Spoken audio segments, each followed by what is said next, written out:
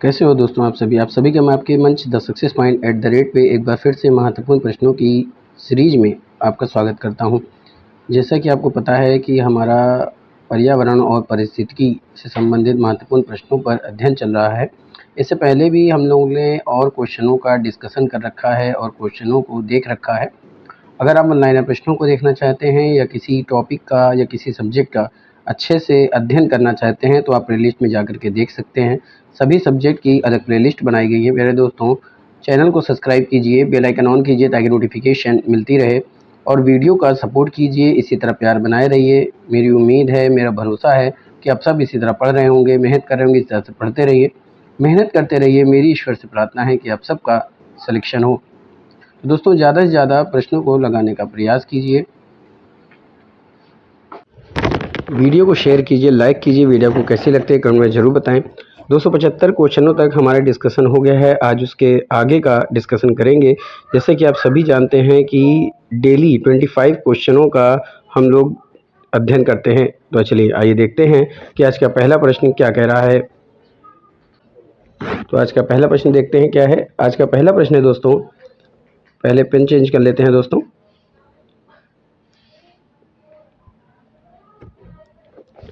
तो आज का पहला प्रश्न है कि निम्नलिखित में से कौन हेलियोफाइट की विशेषता नहीं है। बात सुनिए दोस्तों, निम्नलिखित में से कौन सी हेलियोफाइट की विशेषता नहीं है। ब्लैक ही सही है दोस्तों। चलिए,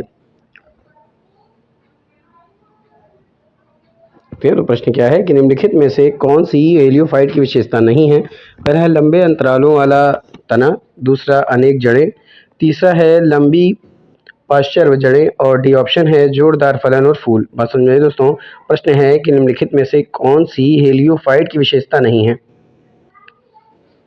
प्रश्न भी आपने देखा, ऑप्शन भी आपके सामने है कि लंबे अंतरालों वाला तना, अनेक जड़ें, लंबी पार्श्व जड़ें और जोरदार फलन और फूल। इसमें से कौन है जो हेलियोफाइट की विशेषता नहीं है।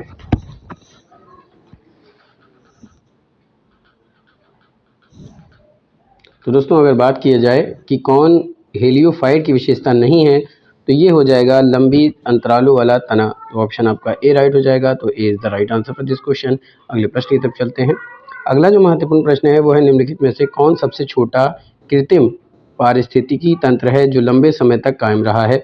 बात समझ में दोस्तों, निम्नलिखित में से कौन सा सबसे छोटा कृत्रिम पारिस्थितिकी तंत्र है जो लंबे समय तक कायम रहा है। पहला है फाल्सम तालाब, दूसरा फाल्सम बोतल, सी ऑप्शन है फाल्सम धारा, या इनमें से कोई नहीं। तो फटाफट से प्रश्नों का उत्तर दीजिए दोस्तों।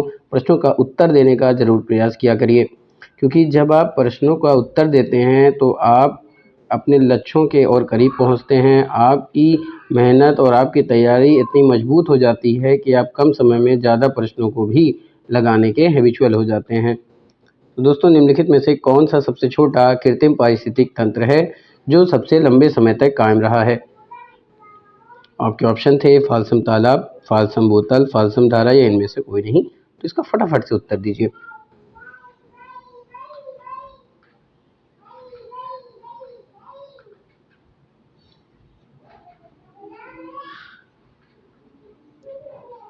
तो दोस्तों, अगर बात की जाए कि सबसे छोटा कृत्रिम पारिस्थितिक की तंत्र है जो लंबे समय तक कायम रहा है वो है फाल्सम बोतल। तो ऑप्शन आपका बी राइट हो जाएगा। तो B is the right answer for this question.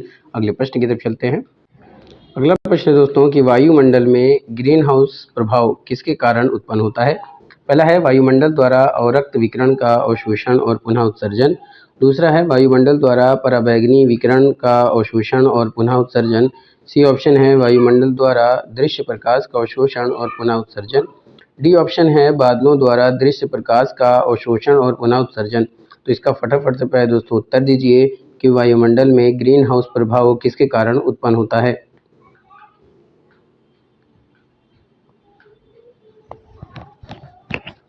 बहुत ही इंपॉर्टेंट प्रश्न है दोस्तों ये। फटाफट से उत्तर दीजिए कि इसका प्रश्न का उत्तर दीजिए। वीडियो को शेयर करते रहिए, लाइक कीजिए। वीडियो आपको कैसी लगती है कमेंट में ज़रूर बताएं। अगर आप ऑनलाइन प्रश्नों को देखना चाहते हैं या किसी एमसीक्यू क्वेश्चन को देखना चाहते हैं तो आप प्लेलिस्ट में जा करके देख सकते हैं। अगर आप यूपीएससी तैयारी करते हैं या अदर किसी भी सिविल डिपार्ट की तैयारी करते हैं तो उन सबों के लिए ये काफ़ी इंपॉर्टेंट प्रश्न होने वाले हैं दोस्तों। वायु और वीडियो को शुरुआत से अंत तक बिना स्किप किए हुए ज़रूर देखें, तभी आप की नज़रों के सामने इम्पोर्टेंट प्रश्न रहेंगे दोस्तों। तो वायुमंडल में ग्रीन हाउस प्रभाव किसके कारण उत्पन्न होता है? तो वायुमंडल में अगर ग्रीन हाउस प्रभाव की बात करें तो किसके कारण ये उत्पन्न होता है? तो वायुमंडल में ग्रीन हाउस प्रभाव जो है वो अवरक्त विकिरण का अवशोषण और पुनः उत्सर्जन। ऑप्शन आपका ए राइट हो जाएगा, तो A is the right answer for this question. अगले प्रश्न की तरफ चलते हैं। अगला प्रश्न है कि तालाब पारिस्थितिकी तंत्र के संदर्भ में निम्नलिखित कथनों पर विचार कीजिए। पहला है, तालाब आमतौर पर भारत के लगभग सभी गांवों में पाए जाते हैं। दूसरा है, तालाब में वनस्पति में परिधि पर तैरते हुए खरपतवार और जड़ वाली वनस्पति होती है, जिन्हें किंगफिशर, बगुले और शिकारी पक्षियों जैसे पक्षियों द्वारा खाया जाता है। आपको बताने हैं कि इसमें से कौन सा कथन सही है। तो प्यारे दोस्तों फटाफट से उत्तर दीजिए। ये रहा दोस्तों प्रश्न। प्रश्न क्या था कि तालाब पारिस्थितिक तंत्र के संदर्भ में निम्नलिखित कथनों पर विचार कीजिए। तो इसमें से कौन सा कथन सही है, आपको इसका उत्तर देना था। तो इसमें पहला भी कथन सही है और दूसरा भी सही है कि तालाब आमतौर पर भारत के सभी गांवों में पाए जाते हैं। तालाब में वनस्पति में परिधि पर तैरते हुए खरपतवार और जड़ वाली वनस्पति होती है, जिन्हें किंगफिशर, बगुले और शिकारी पक्षियों जैसे पक्षियों के द्वारा खाया जाता है। तो पहला दूसरा कौन से ऑप्शन पे दे रहा है? सी पे दे रहा है, तो C is the right answer for this question. अगले प्रश्न की तरफ चलते हैं। अगला महत्वपूर्ण प्रश्न है दोस्तों कि लाल ज्वार के संदर्भ में निम्नलिखित कथनों पर विचार कीजिए।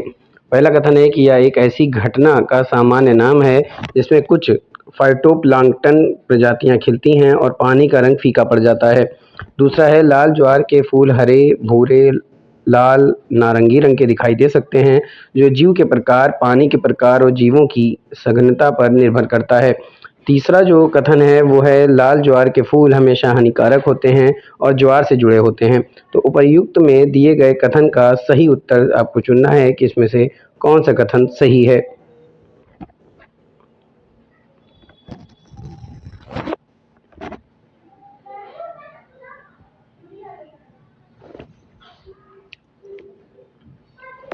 तो दोस्तों आइए देखते हैं लाल ज्वार के संदर्भ में निम्नलिखित कथनों पर विचार करने में कौन सा कथन सही है।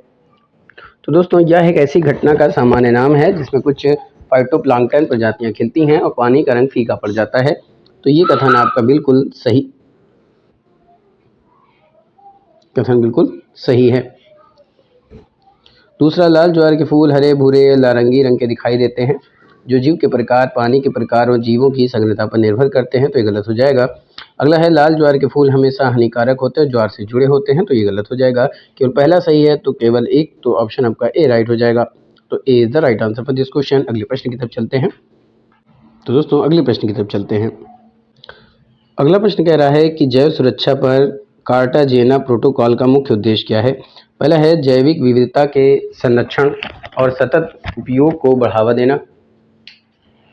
दूसरा है, जीवी संशोधित जीवों के सुरक्षित संचालन और उपयोग के लिए नियम और प्रतिक्रियाएं स्थापित करना। सी ऑप्शन है, आर्थिक लाभ के विरुद्ध सार्वजनिक स्वास्थ्य को संतुलन करना। और डी ऑप्शन है, आधुनिक जैव प्रौद्योगिकी से उत्पन्न जीवित संशोधित जीवों की गतिविधियों को नियंत्रित करने के लिए। तो जैव सुरक्षा पर कार्टाजेना प्रोटोकॉल का मुख्य उद्देश्य क्या है। तो प्यारे दोस्तों, जैव सुरक्षा पर कार्टाजेना प्रोटोकॉल का जो मुख्य उद्देश्य होता है वो होता है जीवित संशोधित जीवों यानी एलएमओ के सुरक्षित संचालन और उपयोग के लिए नियम और प्रतिक्रियाएं स्थापित करना। तो ऑप्शन आपका बी राइट हो जाएगा। तो B is the right answer for this question. अगले प्रश्न की तरफ चलते हैं।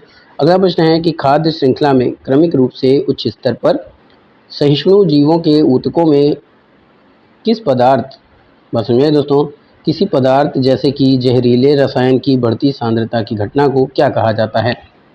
बात समझ में आ रही दोस्तों, प्रश्न समझ में आ रहा है आपके दोस्तों कि खाद्य श्रृंखला में क्रमिक रूप से उच्च स्तर पर सहिष्णु जीवों के ऊतकों में किसी पदार्थ जैसे जहरीले रसायन की बढ़ती सांद्रता की घटना को क्या कहा जाता है। पहला है बायोस्पार्जिंग, दूसरा है बायोडिल्यूशन, सी ऑप्शन है जैव आवर्धन और डी ऑप्शन है जैव संचय। तो फटाफट से इसका उत्तर दीजिए। तो दोस्तों खाद्य श्रृंखला में क्रमिक रूप से उच्च स्तर पर सहिष्णु जीवों के ऊतकों में किसी पदार्थ जैसे कि जहरीले रसायन की बढ़ती सांद्रता की घटना को क्या कहा जाता है। तो इस घटना को कहा जाता है जैव आवर्धन। तो ऑप्शन आपका सी राइट हो जाएगा। तो C is the right answer for this question. अगले प्रश्न की तरफ मूव करते हैं। चलिए दोस्तों, प्रश्न था कि खाद्य श्रृंखला में क्रमिक रूप से उच्च स्तर पर जीवों के ऊतकों में किसी पदार्थ जैसे जहरीले रसायन की बढ़ती सांद्रता की घटना को क्या कहा जाता है? तो जैव आवर्धन कहा जाता है। तो C is the right answer for this question. अगले प्रश्न की तरफ मूव करते हैं। अगला प्रश्न है कि आर्कटिक धुंध के संबंध में निम्नलिखित कथनों पर विचार कीजिए। पहला है आर्कटिक धुंध आर्कटिक में उच्च अक्षांशों पर वातावरण में दिखाई देने वाली लाल भूरी बसंत ऋतु की धुंध की घटना है। दूसरा है आर्कटिक धुंध की घटना मुख्य रूप से वैन एलेन विकिरण बेल्ट से निकलने वाले ब्रह्मांडीय विकिरण के कारण हुई है। तो उपर्युक्त में से कौन सा कथन सही है? आपको इसका उत्तर देना है। फटाफट से उत्तर दीजिए दोस्तों। आर्कटिक धुंध के संबंध में निम्नलिखित में से कौन सा कथन सही है? तो दोस्तों इसमें केवल पहला सही है कि आर्कटिक धुंध जो है वो आर्कटिक में उच्च अक्षांशों पर वातावरण में दिखाई देने वाली लाल भूरी बसंत ऋतु के धुंध की एक घटना होती है। तो केवल पहला सही है, तो जो ऑप्शन ए पे दे रहा है तो A is the right answer for this question. अगले प्रश्न की तरफ चलते हैं। अगला प्रश्न दोस्तों कि नृत्य हिरण भारत के निम्नलिखित में से किस राज्य में पाया जाता है? पहला गुजरात, दूसरा मणिपुर, तीसरा तमिलनाडु और डी ऑप्शन है जम्मू और कश्मीर। तो नृत्य हिरण भारत के निम्नलिखित में से किस राज्य में पाया जाता है? तो दोस्तों अगर बात की जाए नृत्य हिरण की तो ये पाया जाता है मणिपुर में। तो ऑप्शन आपका बी राइट हो जाएगा। तो B is the right answer for this question. अगले प्रश्न की तरफ चलते हैं। हुलोंग पार गिब्बन अभयारण्य जो भारत में एकमात्र वानर का घर है, हुलाग गिब्बन निम्नलिखित में से किस राज्य में स्थित है? दोस्तों प्रश्नों को देखिए, उत्तर लगाने का प्रयास कीजिए और कॉपी पेन लेके बैठिए और प्रश्नों के उत्तर देने के बाद कमेंट में ज़रूर बताइएगा कि किसके कितने प्रश्न सही हुए। हुलोंग पार गिब्बन अभयारण्य जो भारत में एकमात्र वानर का घर है, हुलोंग गिब्बन निम्नलिखित में से किस राज्य में स्थित है? पश्चिम बंगाल, नागालैंड, असम, कर्नाटक। तो दोस्तों अगर हुलोंग पार गिब्बन अभयारण्य की बात करें तो एकमात्र ये वानर का घर है और हुलोंग गिब्बन ये जिस राज्य में स्थित है उस राज्य का नाम है असम। तो ऑप्शन सी राइट हो जाएगा। तो C is the right answer for this question. अगला जो प्रश्न है वो है बहुत ही इम्पोर्टेंट प्रश्न है दोस्तों। प्रश्न है कि जैव विविधता इंटरनेशनल का मुख्यालय कहाँ स्थित है? पहला ऑप्शन है रोम, जिनेवा, पेरिस, मनीला। फटाफट से उत्तर दीजिए दोस्तों कि जैव विविधता इंटरनेशनल का मुख्यालय कहाँ स्थित है? पहला रोम, दूसरा जिनेवा, तीसरा पेरिस, चौथा मनीला। तो जैव विविधता इंटरनेशनल का मुख्यालय कहाँ स्थित है? दोस्तों अगर जैव विविधता इंटरनेशनल की बात की जाए तो इसका मुख्यालय कहाँ स्थित है? तो इसका मुख्यालय स्थित है रोम में। तो ऑप्शन आपका ए राइट हो जाएगा। तो A is the right answer for this question. अगले प्रश्न की तरफ चलते हैं। अगला प्रश्न है कि संसाधन प्रबंधन की गतिशीलता में सर्वाधिक महत्व वाले निम्नलिखित शब्दों में से कौन सा ब्रूडलैंड आयोग रिपोर्ट में गढ़ा गया था? फटाफट से उत्तर दीजिए कि संसाधन प्रबंधन की गतिशीलता में सर्वाधिक महत्व वाले निम्नलिखित शब्दों में से कौन सा ब्रूडलैंड आयोग रिपोर्ट में गढ़ा गया था? पहला है प्रदूषक भुगतान सिद्धांत, दूसरा सतत विकास, तीसरा है समावेशी विकास और चौथा है वहन क्षमता। तो संसाधन प्रबंधन की गतिशीलता में सर्वाधिक महत्व वाले निम्नलिखित शब्दों में से जो शब्द ब्रूडलैंड आयोग रिपोर्ट में गढ़ा गया था उस शब्द का नाम है सतत विकास। तो ऑप्शन आपका बी राइट हो जाएगा। तो B is the right answer for this question. तो दोस्तों अगले प्रश्न की तरफ चलते हैं। अगला प्रश्न है कि निम्नलिखित में से कौन सा भारत के उन 4 प्रवाल भित्ति क्षेत्रों में से नहीं है जिन्हें सरकार ने गहन संरक्षण और प्रबंधन के लिए पहचाना है? बात समझ में आई दोस्तों? प्रश्न क्या है कि निम्नलिखित में से कौन सा भारत के उन 4 प्रवाल भित्ति क्षेत्रों में से नहीं है जिन्हें सरकार ने गहन संरक्षण और प्रबंधन के लिए पहचाना है? पहला है मन्नार की खाड़ी, दूसरा है खंबात की खाड़ी, सी ऑप्शन है लक्षद्वीप द्वीप समूह और डी ऑप्शन है अंडमान और निकोबार द्वीप समूह। तो इसका फटाफट से उत्तर दीजिए दोस्तों, बहुत ही इंपॉर्टेंट प्रश्न है ये। तो दोस्तों अगर बात की जाए निम्नलिखित भारत के उन 4 प्रवाल भित्ति क्षेत्रों में से जिन्हें सरकार ने गहन संरक्षण प्रबंधन के लिए पहचाना है तो वो क्या है? क्षेत्रों में नहीं है, आपको इसका उत्तर देना है। तो जो क्षेत्र नहीं है वो है खंबात की खाड़ी। तो ऑप्शन आपका बी राइट हो जाएगा। तो B is the right answer for this question. अगले प्रश्न की तरफ चलते हैं। देखते हैं दोस्तों अगला प्रश्न क्या है। अगला प्रश्न है कि भारत के जीव जंतुओं के संदर्भ में दक्षिण वार्डविंग क्या है? बस में दोस्तों प्रश्न है कि भारत के जीव जंतुओं के संदर्भ में दक्षिणी वार्डविंग क्या है? पहला है गौरैया, दूसरा है छिपकली, तीसरा है तितली और डी ऑप्शन है मारमन।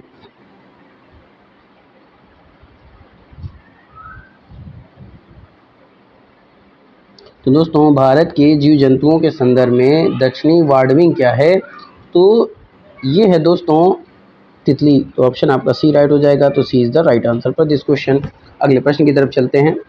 अगला प्रश्न है कि निम्नलिखित में से कौन से पारिस्थितिक पिरामिड के प्रकार हैं? फटाफट से इसका उत्तर दीजिएगा। पहला है संख्याओं का पिरामिड, दूसरा है बायोमास का पिरामिड, तीसरा है ऊर्जा या उत्पादकता का पिरामिड और चौथा है प्रजातियों का पिरामिड।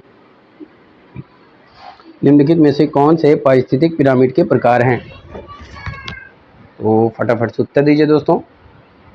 कौन से पारिस्थितिक पिरामिड के प्रकार हैं? दोस्तों अगर आप चैनल पे नए विजिटर हैं तो आपसे दिली गुजारिश है कि वीडियो को शेयर कीजिए, लाइक कीजिए। वीडियो आपको कैसी लगती है कमेंट में ज़रूर बताएं और प्रयास कीजिए कि ज़्यादा से ज़्यादा लोग इस चैनल से जुड़ें, ज़्यादा से ज़्यादा लोग इस वीडियो को देखें। चैनल को सब्सक्राइब कीजिए, बेल आइकन ऑन कीजिए ताकि नोटिफिकेशन मिलती रहे।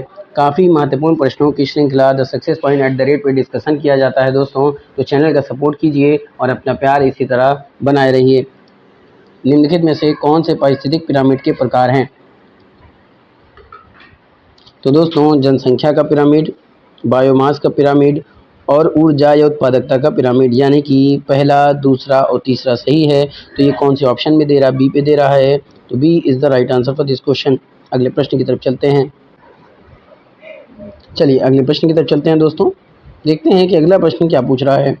अगला प्रश्न है कि निम्नलिखित में से किस कारण से मणिपुर की लोकटक झील को 1993 में मॉन्ट्रेक्स रिकॉर्ड में शामिल किया गया था?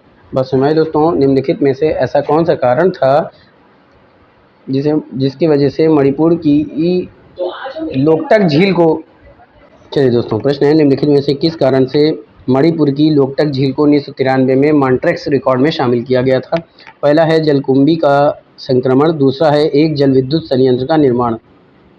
तो नीचे दिए गए कोड से सही विकल्प का चयन करना है। फटाफट से उत्तर दीजिए दोस्तों। मणिपुर की लोकटक झील को 1993 में मॉन्ट्रेक्स रिकॉर्ड में शामिल किया गया था। किस कारण से? तो उसका कारण था जलकुंभी का संक्रमण और एक जल विद्युत संयंत्र का निर्माण। तो पहला दूसरा दोनों कथन सही है। ये ऑप्शन सी पे दे रहा है। तो C is the right answer for this question. अगले प्रश्न की तरफ चलते हैं। चलिए दोस्तों अगला प्रश्न देखते हैं। अगला प्रश्न है कि समुद्र तट और ज्वार से प्रभावित जल निकायों के साथ विकास गतिविधियों को निम्नलिखित में से किसके द्वारा विनियमित किया जाता है? समुद्र तट और ज्वार से जो प्रभावित जल निकाय हैं उनके साथ विकास गतिविधियों को निम्नलिखित में से किसके द्वारा विनियमित किया जाता है? पहला है तटीय विनियमन क्षेत्र, दूसरा है द्वीप संरक्षण क्षेत्र।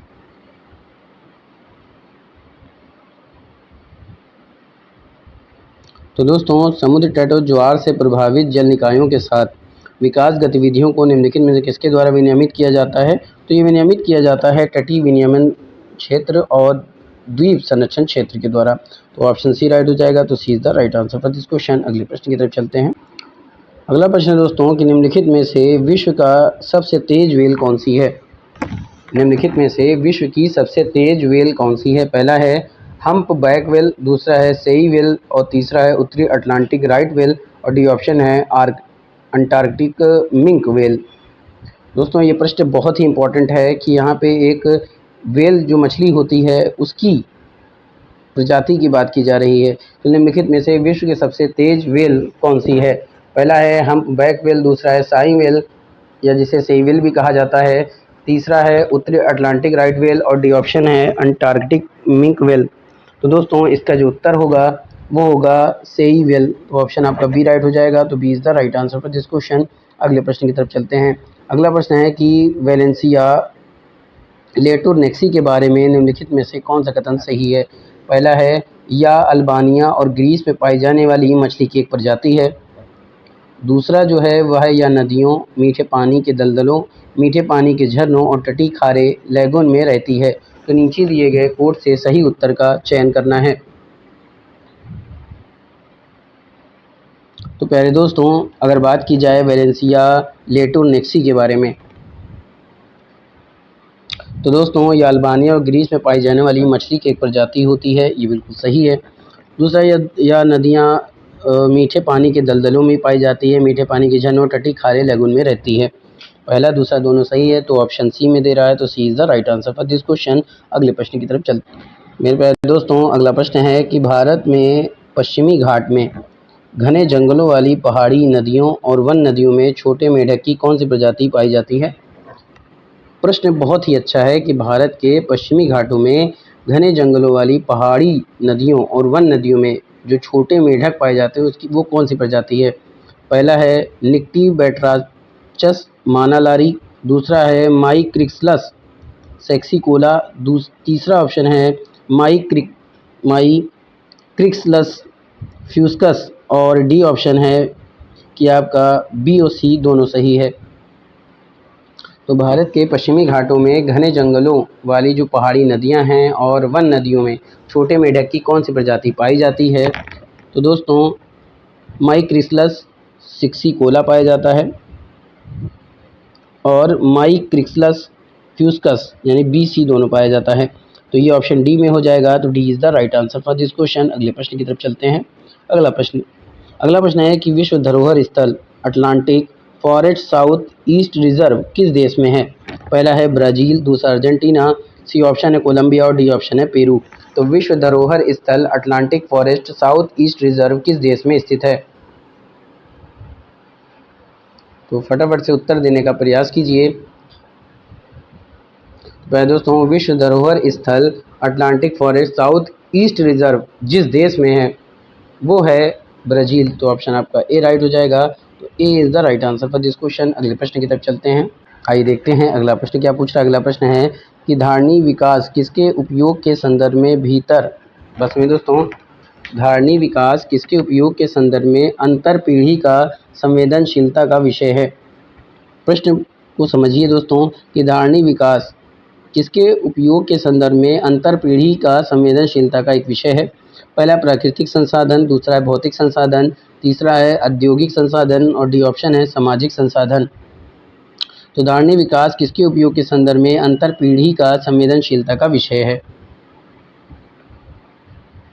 तो ये विषय है दोस्तों प्राकृतिक संसाधन का। तो ऑप्शन आपका ए राइट हो जाएगा। तो A is the right answer for this question. अगले प्रश्न की तरफ अगला प्रश्न है कि विश्व धरोहर स्थल Atlantic forest south east reserve किस देश में स्थित है? Brazil, Argentina, Colombia, Peru.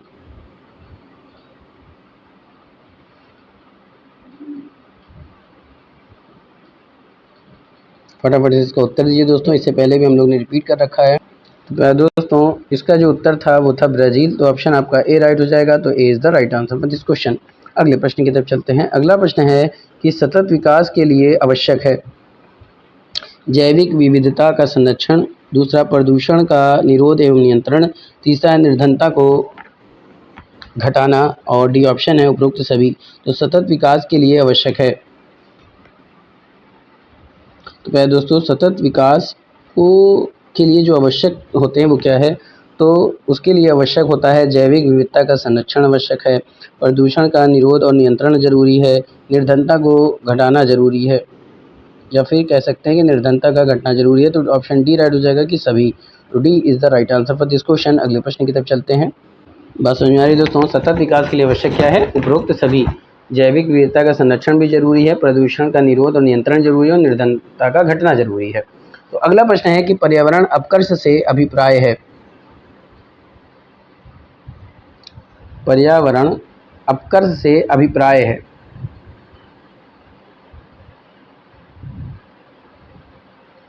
फटाफट इसका उत्तर दीजिए दोस्तों। पर्यावरण अपकर्ष से क्या अभिप्राय है?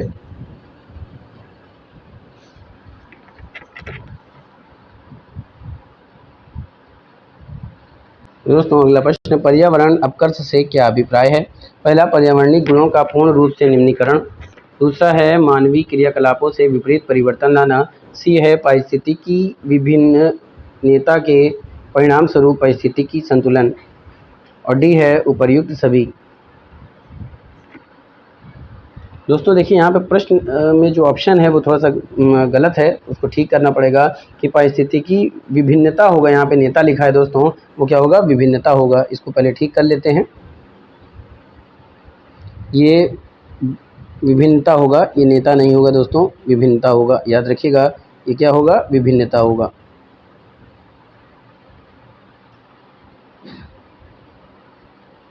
विभिन्नता के परिणाम स्वरूप पारिस्थितिक संतुलन और डी ऑप्शन उपरोक्त सभी।